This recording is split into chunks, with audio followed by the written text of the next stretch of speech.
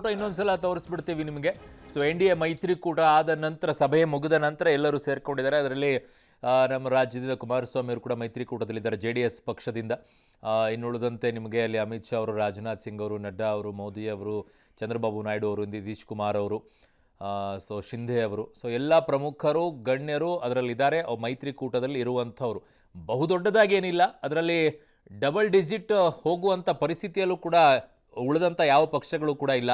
BJP 240 ಪಡ್ಕೊಂಡ್ರೆ 16 ಸೀಟ್ಗಳನ್ನು Chandrababu Naidu ಅವರ ಪಕ್ಷ ತಗೊಂಡಿದೆ. ಇನ್ನೊಂದು ಕಡೆಗೆ ನಿತೀಶ್ ಕುಮಾರ್ ಅವ್ರದ್ದು 14 ನಂಬರ್ಸ್ಗಳನ್ನು ತೆಗೆದುಕೊಂಡಿರೋದು, ಇಬ್ಬರೇ ಡಬಲ್ ಡಿಜಿಟ್. ಇನ್ನು ಉಳಿದಂಥ ಎಲ್ಲ ಪಾರ್ಟಿಗಳು ಕೂಡ ಸಿಂಗಲ್ ಡಿಜಿಟಲ್ ಇದ್ದಾರೆ, 6, 5 ಈ ಥರ ನಂಬರ್ಸ್ಗಳನ್ನು ತೊಗೊಂಡಿರೋರು ಇದ್ದಾರೆ.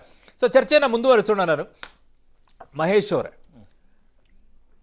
ರಾಮ ಮಂದಿರ ವಿಚಾರದಲ್ಲಿ ಈ ಬಾರಿ ಹಲವು ವಿಚಾರಗಳನ್ನು ತಂದಿಟ್ರಿ, ಮುಸ್ಲಿಂ ವಿಚಾರದಲ್ಲಿ ಹಲವು ವಿಚಾರಗಳನ್ನು ತಂದಿಟ್ರಿ, ಎಲ್ಲವೂ ಕೂಡ ಕೈ ಕೊಟ್ಬಿಡ್ತಾ ನಿಮಗೆ? ನೋಡಿ, ರಾಮ ಮಂದಿರ ಅಂತಕ್ಕಂಥದ್ದು ಅನೇಕ ದಶಕಗಳ ಕಾಲ ಹೋರಾಟದ ನಂತರ ಬಂದಿರತಕ್ಕಂಥ ಒಂದು, ನಾವೆಂದೂ ಕೂಡ ರಾಮ ಜನ್ಮಭೂಮಿ ವಿಚಾರವನ್ನು ಚುನಾವಣಾ ರಾಜಕಾರಣಕ್ಕೆ ನಾವು ಬಳಸ್ಕೊಂಡೇ ಇಲ್ಲ. ಅಲ್ಲ, ನೀವೇನು ಬೇಕಾದ್ರೆ ಅವರೇ 3ನೇ ಹಂತದ ಚುನಾವಣೆಗಳಲ್ಲಿ ಅದ್ರ ಬಗ್ಗೆ ಮಾತಾಡೋಕೆ ಶುರು ಮಾಡಲಿ, ಮಾತನಾಡಿದ್ದಾರೆ.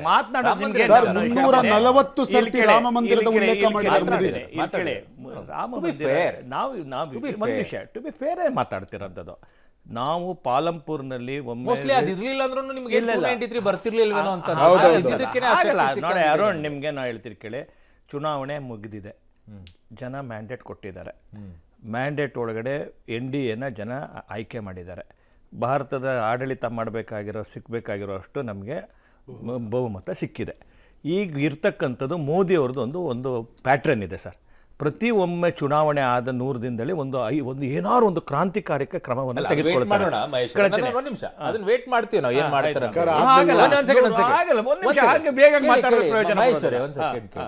ನೀವು ಕರ್ನಾಟಕದಲ್ಲಿ ಕೆಲವರ ಮೇಲೆ ಆಕ್ಷನ್ ಅನ್ನ ತೆಗೆದುಕೊಳ್ತೀರಿ, ಲೈಕ್ ಅನಂತ್ ಕುಮಾರ್ ಹೆಗಡೆ ಅವರ ವಿಚಾರದ, ಸಂವಿಧಾನದ ವಿಚಾರದಲ್ಲಿ ಮಾತನಾಡಿದಾಗ.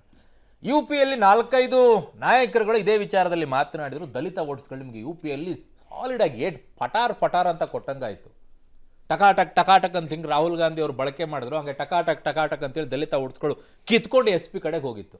ಯಾಕೆ ಅಲ್ಲಿ ತಗೊಳಕ್ಕಾಗಲಿಲ್ಲ ನಿಮಗೆ? ಅದು ನಿಮ್ ಗಮನಕ್ಕೆ ಬರ್ಲಿಲ್ವೋ? ಬಂದ್ರೂ ಏನಾಗುತ್ತೆ ಬಿಡು ನೋಡ್ಕೊಳ್ಳೋಣ ಅನ್ನೋ ಹಾಗಲ್ಲ. ನೋಡಿ, ಸಂವಿಧಾನದ ವಿಚಾರದಲ್ಲಿ ಮಾತಾಡಲಿಲ್ಲ. ಸ್ವತಃ ರಾಜೀವ್ ಗಾಂಧಿ ಅವರು ಕೂಡ ಸಂವಿಧಾನವನ್ನ ನಿಂತ ನೀರಾಗಬಾರ್ದು ಅವ್ರು ಮಾತನಾಡ, ನಾನಲ್ಲ, it is quoted by Rajiv Gandhi.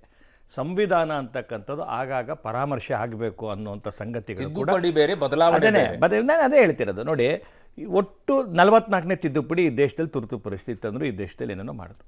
ನನ್ನ ಪ್ರಶ್ನೆ ಅದಲ್ಲ, ವಿಷಯ ಹೇಳ್ತೀನಿ, ತಿದ್ದುಪಡಿ ಅಂತಕ್ಕಂಥದ್ದು. You are jumping from the point. ನಾನು ಕೇಳ್ತಾ ಇರೋದು, ಸಂವಿಧಾನ ಬದಲಾವಣೆ ಮಾಡ್ತೀವಿ ಅಂತ ಹೇಳಿಕೆಯನ್ನ ಕೊಟ್ಟಂತ ಅನಂತ್ ಕುಮಾರ್ ಹೆಗಡೆ ಅವ್ರನ್ನ ತೆಗೆದುಹಾಕಿ ವಿಶ್ವೇಶ್ವರ ಹೆಗಡೆ ಕಾಗೆ ಅವ್ರನ್ನ ತಂದು ಕೂಡಿಸಿದ್ರಿ ಇಲ್ಲಿಗೆ. ಅಲ್ಲ, ಆ ಕಾರಣಕ್ಕೆ ತೆಗೆದಿದ್ದಲ್ಲ. ನೋಡಿ, ಹಿಂದುತ್ವದ ವಿಚಾರ ಮಾತನಾಡಿ ಬಹಳ ಸ್ಪಷ್ಟವಾಗಿ ಮೋದಿ ಅವರು ತುಂಬಾ ಸ್ಪಷ್ಟವಾಗಿ ಆ ಹೇಳಿಕೆಯನ್ನ ಹೌದು ಅದಕ್ಕೆ ಸಮರ್ಥನೆ ಇದೆ ಅಂತ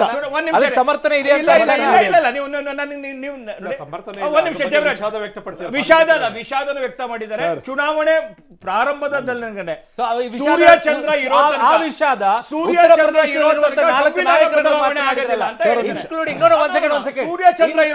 ಸಂವಿಧಾನ ಬದಲಾವಣೆ ಪ್ರಧಾನಿಗಳು ಹೇಳಿದ್ದಾರೆ. ಕರೆಕ್ಟ್, ಹೌದು ಸರ್. ಅಯೋಧ್ಯೆಯಲ್ಲಿ ನೀವು ಸೋಲಕ್ಕೆ ಕಾರಣವಾಗಿದ್ದು ಕೂಡ ಅದೇ ಹೇಳಿಕೆ. ಅಯೋಧ್ಯೆ ಅಂತ ಲೋಕಸಭಾ ಕ್ಷೇತ್ರದಲ್ಲೂ ನಿಮ್ಮ ಸೋಲಿಗೆ ಕಾರಣವಾಗಿರೋದು ಅದು ಒಂದು ಪಾಯಿಂಟೇ. ಅಲ್ಲಿರುವಂತಹ ಲೀಡರ್ ಕೂಡ ಇದೇ ವಿಚಾರವನ್ನು ಹೇಳಿದ್ರು. ವಿಶ್ಲೇಷಣೆ ಭಾಗ ಇರಬಹುದು, ನಾನು ಅದನ್ನ ಅಲ್ಲಿಗೆಳೆಯಲ್ಲ. ಆದ್ರೆ ಒಂದು ವಿಷಯ ಹೇಳ್ತೇನೆ, ಒಂದು ನಿಮಿಷ ನಿಖಿಲ್. ಮೋದಿ ಅವರು ಚುನಾವಣೆ ಪ್ರಾರಂಭದಲ್ಲೇನೆ ಸೂರ್ಯ ಚಂದ್ರ ಇರೋಷ್ಟು ಕಾಲ ಸ್ವತಃ ಅಂಬೇಡ್ಕರ್ ಬಂದ್ರು ಕೂಡ ಸಂವಿಧಾನ ಬದಲಾವಣೆ ಆಗಲ್ಲ ಅಂತ ಮೋದಿ ಅವರು ಹೇಳಿದ್ದು. ಕ್ರಮ ಆಗ್ಲಿಲ್ಲ ಯಾಕೆ? ಏನು ಹೇಳಿದಂತ ನಿಮ್ಗೆ ನೀವು ಪಾಯಿಂಟ್ ಅರ್ಥ ಮಾಡ್ತಾ ಇಲ್ಲ. ಈ ದೇಶದ ಒಬ್ಬ ಪ್ರಧಾನಿ ಹೇಳೋರು ಹೇಳ್ಕೊಳ್ತಾ ಇರ್ಲಿ, ಮೋದಿ ಅವರು ಬಂದ್ಬಿಟ್ಟು ಅಂತದೇನು ಇಲ್ಲ ಅಂತ ಹೇಳ್ಬಿಟ್ಟು ಅದಲ್ಲಿ ಆಗುವಲ್ಲ. ಕಾಲಕ್ಕೆ ಯಾರ್ಯಾರ ಮೇಲೆ ನೋಡಿ ಸರ್, ನಮ್ಮ ಪಕ್ಷದ ನಿಲುವು ಬಹಳ ಸ್ಪಷ್ಟ ಇದೆ. ಸಂವಿಧಾನ ಅಂತಕ್ಕಂಥದ್ದು ನಮ್ಮ ಭಗವದ್ಗೀತೆ, ಸಂವಿಧಾನ ಅಂತಕ್ಕಂಥದ್ದು ನಮ್ಮ ಮೂಲ ಮಂತ್ರ. ಸಂವಿಧಾನ ಬಿಟ್ಟು ಯಾವ ಕೆಲಸ ಯಾಕೆ ಅವರಿಗೆ ಈ ಪ್ರಮಾಣದಲ್ಲಿ ಏಟು ಬಿದ್ದಿದೆ ಅಂತ ಅನ್ಸುತ್ತೆ ನಿಮಗೆ ಸರ್? 10 ವರ್ಷಗಳಲ್ಲಿ ಅವರ ದುರಾಡಳಿತ ಮತ್ತು ವಿರೋಧ ಪಕ್ಷಗಳನ್ನು ಅವರು ನಡೆಸ್ಕೊಂಡಂಥ ರೀತಿ, ರಾಜಕೀಯ ನಾಯಕರುಗಳನ್ನು ಅವರು ಕೊಟ್ಟಂತ ಬಹುತೇಕ ಪ್ರಾಮಿಸಸ್ಗಳು ಸುಳ್ಳಾಗಿದ್ದಾವೆ. ಉದಾಹರಣೆಗೆ ಸ್ವಿಸ್ ಬ್ಯಾಂಕಲ್ಲಿರೋ ದುಡ್ಡನ್ನೆಲ್ಲ ತಗೊಂಡ್ಬಂದ್ಬಿಡ್ತೀನಿ, ಬ್ಲ್ಯಾಕ್ ಮನಿ ಸ್ವಿಸ್ ಬ್ಯಾಂಕಲ್ಲಿ ಇದೆ ಅಂತ ಹೇಳಿದ್ರು. ಹೇಳೋದಾದ್ರೆ 293 ಬರಬಾರ್ದಾಗಿತ್ತು, ಅಲ್ಲಲ್ಲ 190 ಗೆ ಹೋಗ್ಬೇಕಾಗಿತ್ತು. ಸರ್ ಈ ದೇಶದೊಳಗಡೆ ನಾನು ಹೇಳೋದೇನು ಅಂತಂದ್ರೆ ಎಲ್ಲರ ಕೈಗಳನ್ನ ಕಟ್ಟಿ ಅವ್ರು ಚುನಾವಣೆ ಮಾಡಿರೋದು ಸರ್. ಇವತ್ತು ಕಾಂಗ್ರೆಸ್ ಪಾರ್ಟಿಯ ಅಕೌಂಟೆಂಟ್ ಸೀಸ್ ಮಾಡಿದ್ರು, ಅರವಿಂದ್ ಕೇಜ್ರಿವಾಲ್ ತಗೊಂಡೋಗಿ ಜೈಲೊಳಗಡೆ ಇಟ್ರು. ಸುಪ್ರೀಂ ಕೋರ್ಟ್ ಅಲ್ಲಲ್ಲ ಯಾವ ಕೇಸು ಸರ್, ಅದು ಜೈಲಲ್ಲಿ ಇಡಬಹುದಾದ ಕೇಸ್ ಅಲ್ಲ ಸರ್, ಅದು ಬೇಲ್ಲೆಸ್ ಕೇಸ್ ಅಲ್ಲ ಸರ್,